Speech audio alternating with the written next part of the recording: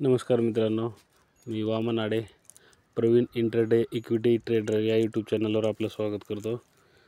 आज दिनांक 28/4/2025। चला तर आज पाहूयात आपल्याला कुठे कुठे ट्रेड घ्यायला चांगली संधी मिळते। तर पहिला पाहूया आपण axis bank limited. Axis bank लिमिटेडमध्ये हॅमर टाईप कॅन्डल तयार झालेले वन डे टाईम फ्रेमवर आणि काल म्हणजे शुक्रवारी गॅप डाऊन ओपन झाला होता आणि तिथूनच खाली पडत होता। त्यानंतर दुपारच्या सेशनमध्ये त्याने चांगलं रिव्हर्सल घेतलं आणि हॅमर टाईप कॅन्डल तयार झालेली आहे। तर मला असं वाटतं की हा स्टॉक हा गॅप फिल करण्यासाठी आपल्याला अप साईडला रॅली देऊ शकतो।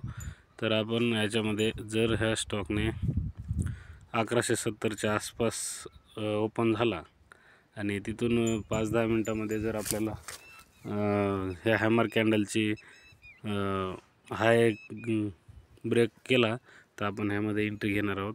तर पाहूयात आपण आपल्याला कुठे एंट्री भेटते। ह्यामध्ये 5 मिनिट टाईम फ्रेमवर किंवा 15 मिनिट टाईम फ्रेमवर आपण यामध्ये ट्रेड करणार आहोत।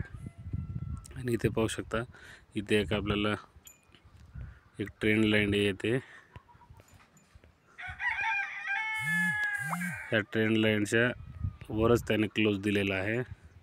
तर बघू, हे आपण समजू छोटासा एक रिटेस्ट करण्यासाठी त्याने हा स्टॉक खाली आलेला होता।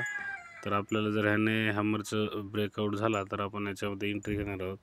तर दुसरा स्टॉक आहे हॅव्हल्स इंडिया लिमिटेड।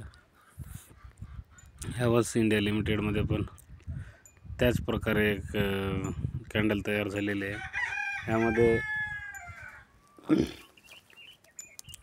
ह्यामध्ये ट्रेड घेण्याचं एक कारण आहे की हा जो आपल्याला ब्रेकआउट झालेला आहे वन डे टाईम फ्रेमवर, तर त्याने हा जो ब्रेकआउट दिसतो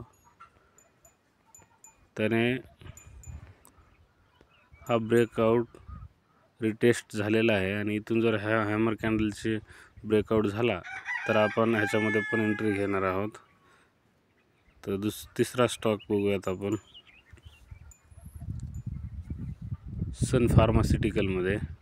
आपण याच्यामध्ये शुक्रवारी थोडं लॉसमध्ये आपण हे ट्रेड क्लोज केलेलं आहे। तर आपल्याला आज जर संधी भेटली, आज आपण ह्याच्यामध्ये अर्ली ट्रेड घेणार नाही आहोत। ह्याचा ब्रेकआउट झाला 1816चा तरच आपण ह्याच्यामध्ये एंट्री घेणार आहोत, नाही तर घेणार नाही आहोत।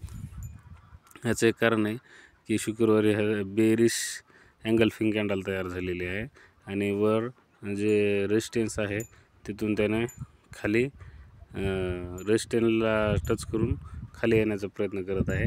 जर रेजिस्टन्स पूर्णपणे ब्रेकआउट दिला तर याच्यामध्ये आपण एंट्री घेणार आहोत, नाहीतर आपण ह्याच्यामध्ये ट्रेड घेणार नाही आहोत।